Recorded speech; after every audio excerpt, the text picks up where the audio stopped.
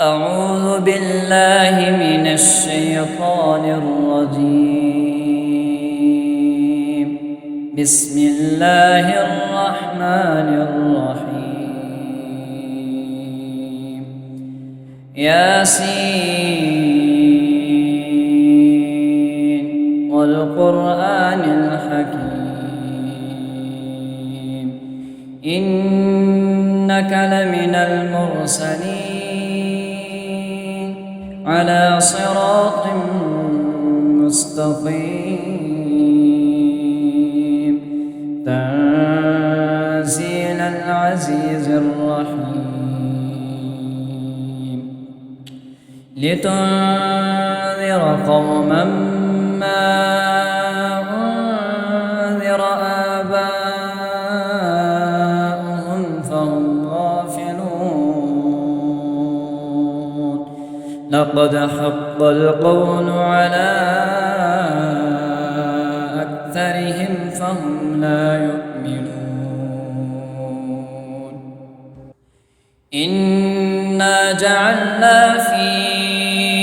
أعناقهم أغلالا فهي إلى الأذقان فهم مقمحون وجعلنا من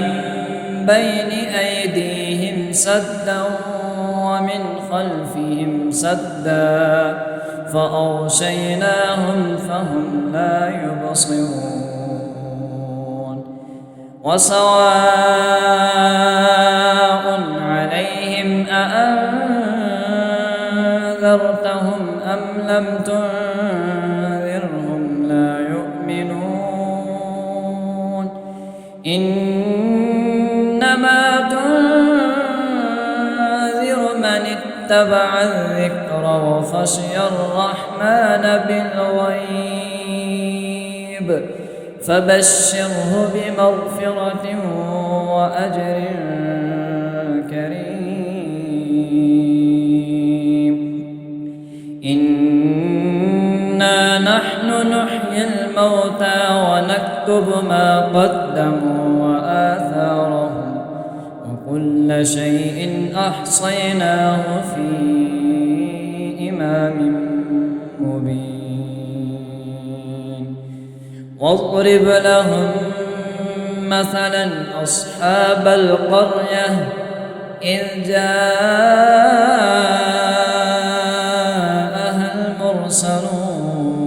المرسلون إذ أرسلنا إليهم اثنين فكذبوهما فعززنا بثالث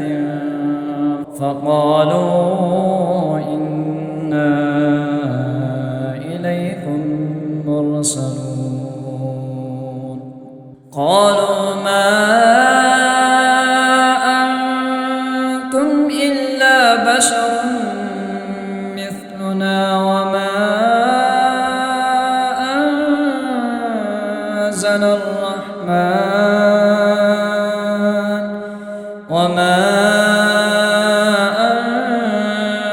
أنزل الرحمن من شيء إن أنتم إلا تكذبون قالوا ربنا يعلم إنا إليكم لمرسلون وما علينا إلا البلاغ المبين قالوا إنا تطيرنا بكم لئن لم تنتهوا لنرجمنكم وليمسنكم منا عذاب أليم قالوا طائركم معكم أئن ذكرتم بل أنتم قوم مسرفون وجاء من أقصى المدينة رجل يسعى قال يا قوم اتبعوا المرسلين اتبعوا من لا يسألكم أجرا وهم مهتدون وما لي لا أعبد الذي فطرني وإليه ترجعون أأتخذ من دونه آلهة إن يردني الرحمن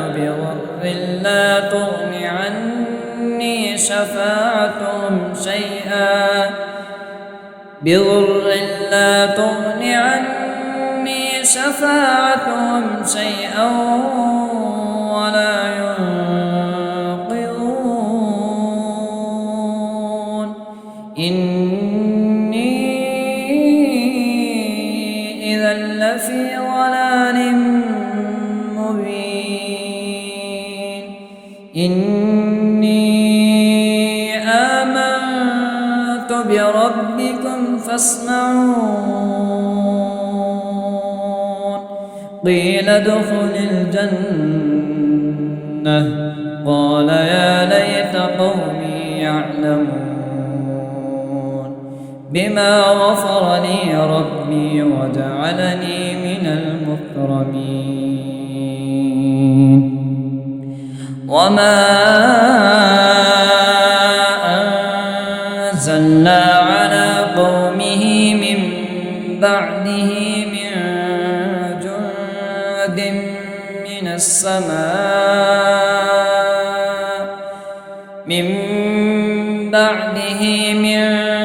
جند من السماء وما كنا منزلين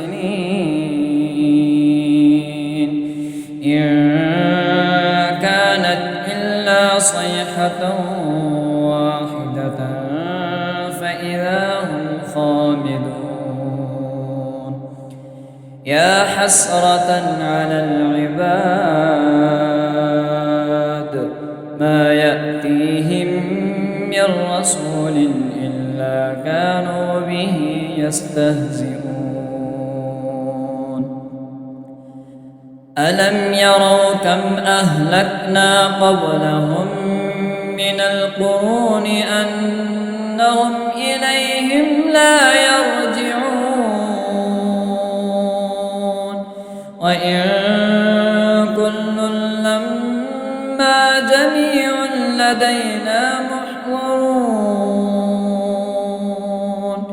وآية لهم الأرض الميتة أحييناها وأخرجنا منها حبا فمنه يأكلون وجعلنا فيها جنات من نخيل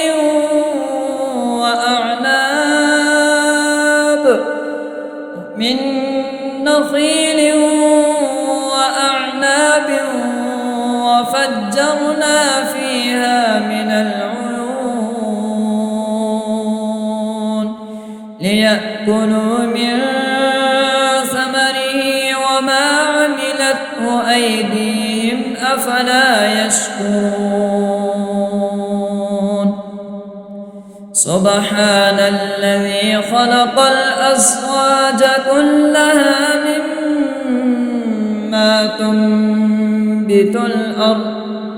مما تنبت الأرض ومن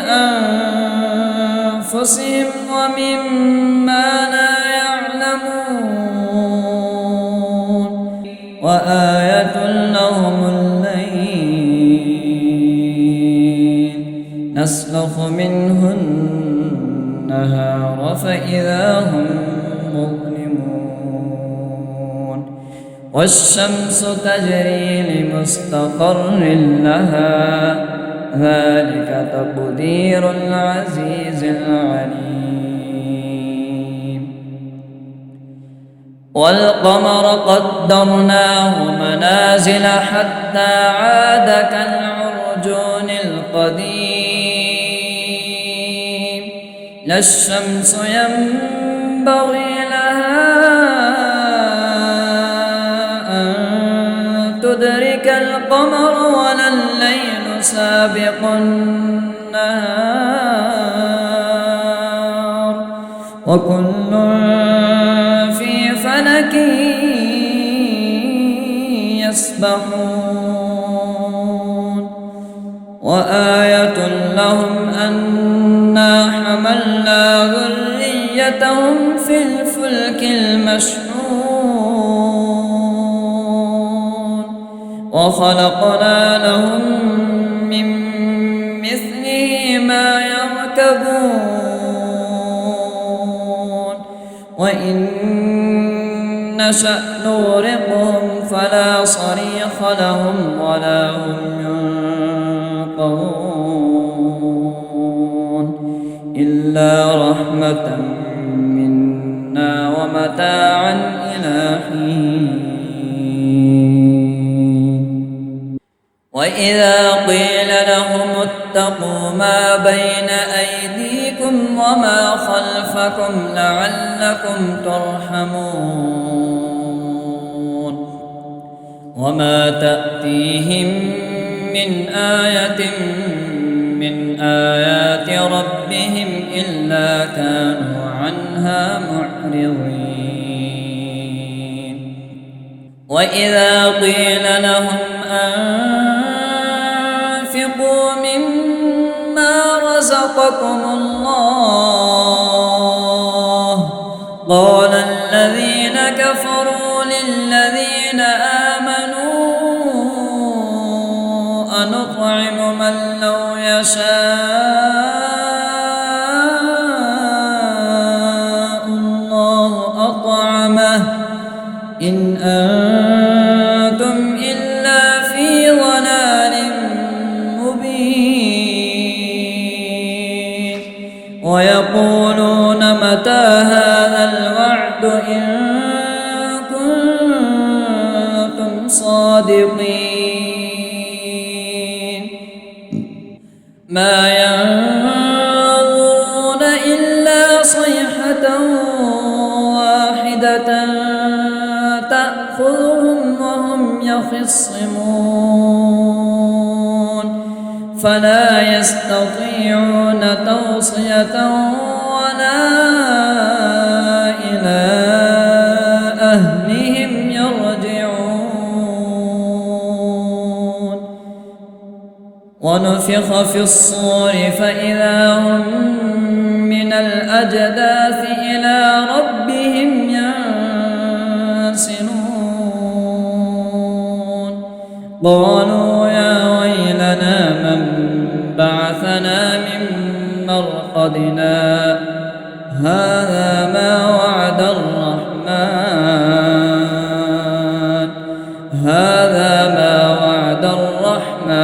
وصدق المرسلون إن كانت إلا صيحة واحدة فإذا هم جميع لدينا محضرون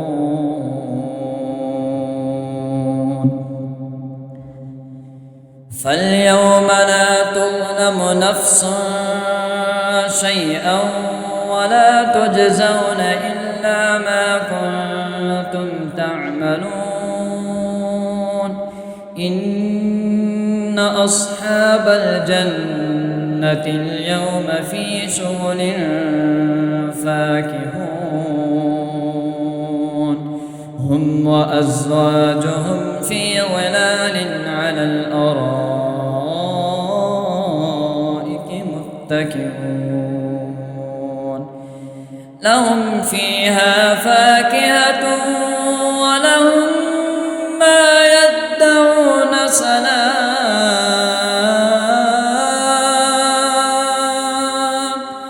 سلام قولا من رب رحيم وامتازوا اليوم أيها المجرمون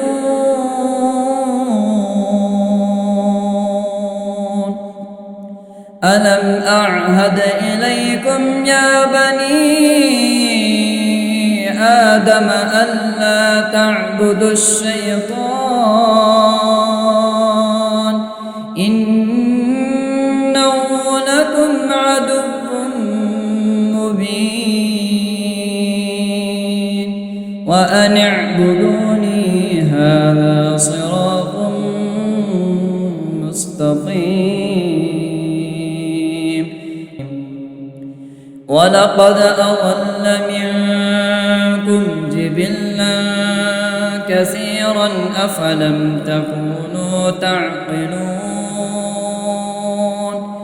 هذه جهنم التي كنتم توعدون اصلوها اليوم بما كنتم تكفرون اليوم نختم على أفواههم وتكلمنا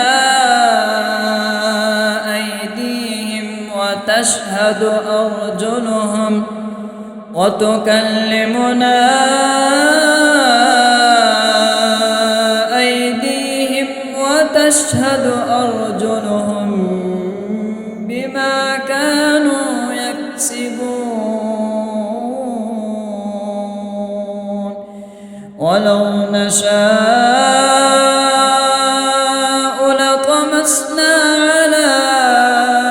أعينهم فاستبقوا الصراط فأنى يبصرون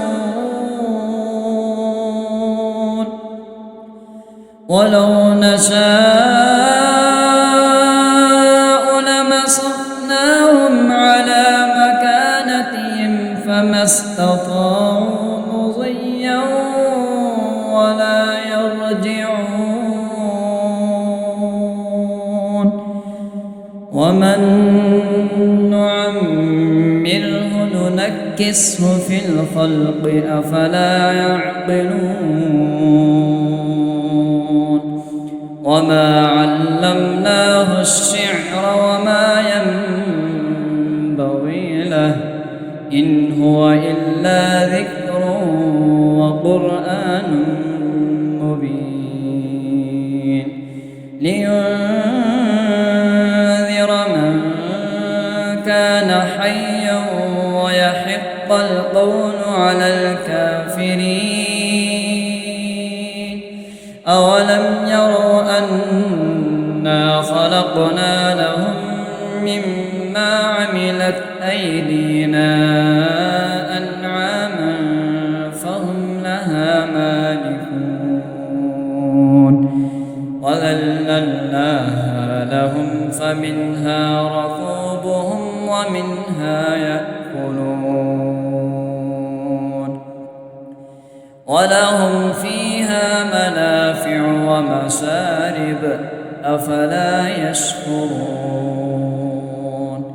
واتخذوا من دون الله آلهة لعلهم ينصرون لا يستطيعون نصرهم وهم لهم جند محضرون فلا يحزنك قولهم إنا نعلم ما يسرون وما يعلنون أولم ير الإنسان أنا خلقناه من نطفة فإذا هو خصيم مبين وضرب لنا مثلا ونسي خلقه قال من يحيي العظام وهي رميم قل يحييها الذي أنشأها أول مرة وهو بكل خلق عليم الذي جعل لكم من الشجر الأخضر نارا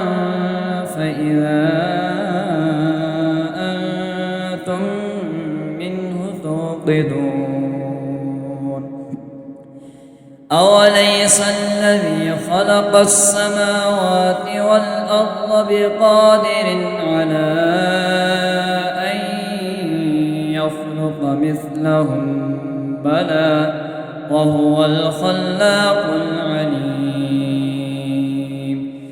إنما أمره إذا أراد شيئا أن يقول له كن فيكون فسبحان الذي بيده ملكوت كل شيء وإليه ترجعون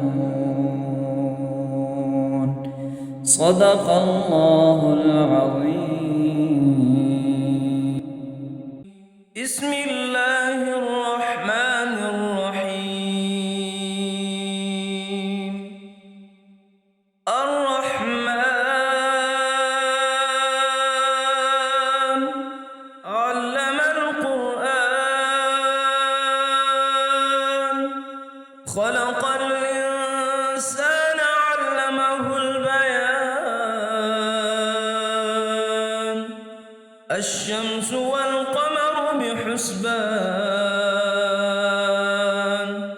والنجم والشجر يسجدان والسماء رفعها ووضع الميزان ألا تطغوا في الميزان وأقيموا الوزن بالقسط ولا تخسروا الميزان والأرض وضعها للأنام فيها فاكهة والنخل ذات الأكمام والحب ذو العصف والريحان فبأي آلاء ربكما تكذبان خلق الإنسان من صلصال كالفخار وخلق الجان من مارج من نار فبأي آلاء ربكما تكذبان رب المشرقين ورب المغربين فبأي آلاء ربكما تكذبان مرج البحرين يلتقيان بينهما برزخ لا يبغيان فبأي آلاء ربكما تكذبان يخرج منهما اللؤلؤ والمرجان فبأي آلاء ربكما تكذبان وله الجوار المنشآت في البحر كالأعلام فبأي آلاء ربكما تكذبان كل من عليها فان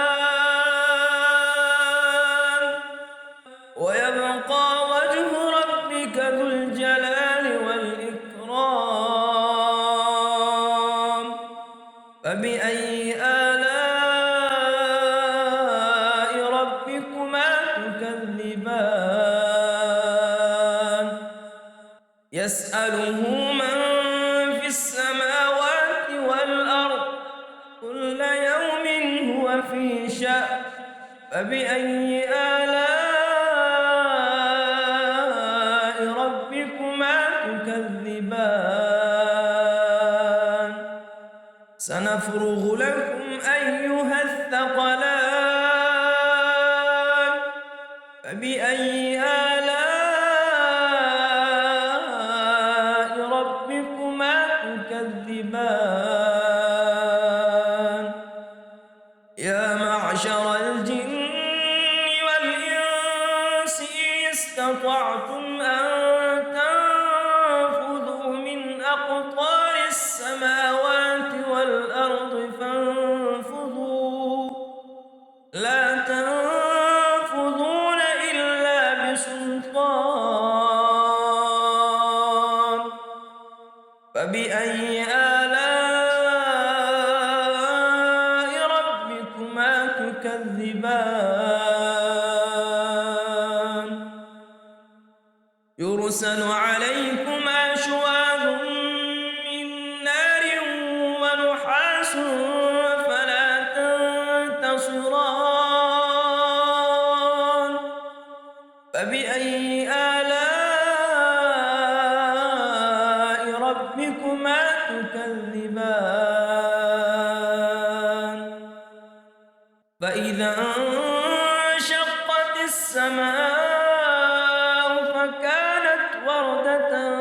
كالدهان فبأي آلاء ربكما تكذبان فيومئذ لا يسأل عن ذنبه إنس ولا جان فبأي آلاء ربكما تكذبان يعرف المجرمون بسيماهم فيؤخذ بالنواصي والأقدام فبأي آلاء ربكما تكذبان هذه جهنم التي يكذب بها المجرمون يطوفون بينها وبين حميم آن فبأي آلاء ربكما تكذبان ولمن خاف مقام ربه جنتان فبأي آلاء ربكما تكذبان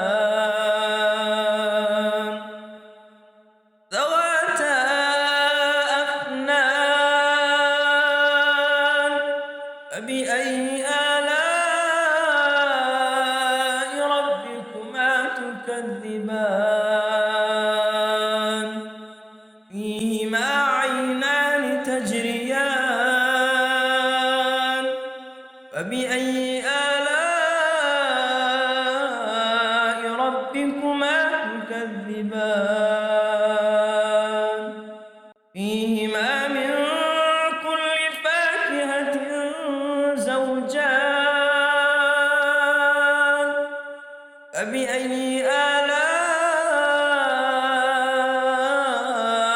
ربكما تكذبان متكئين على فرش بطائنها من استبرق وجنى الجنتين دان فبأي آلاء ربكما تكذبان فيهن قاصرات الطرف لم يطمثهن يطمثهن إنس قبلهم ولا جان فبأي آلاء ربكما تكذبان كأنهن الياقوت والمرجان فبأي آلاء ربكما تكذبان هل جزاء الإحسان إلا الإحسان فبأي آلاء ربكما تكذبان ومن دونهما جنتان فبأي آلاء ربكما تكذبان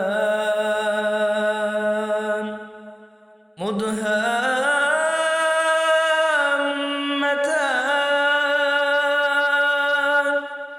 فبأي آلاء ربكما تكذبان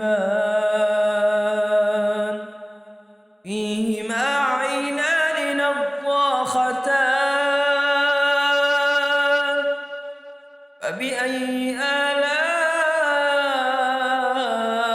ربكما تكذبان فيهما فاكهة ونخل ورمان فبأي آلاء ربكما تكذبان فيهن خيرات حسان فبأي آلاء ربكما تكذبان حور مقصورات في الخيام فبأي آلاء ربكما تكذبان لم يطمثهن إنس قبلهم ولا جان فبأي آلاء ربكما تكذبان متكئين على رفرف خضر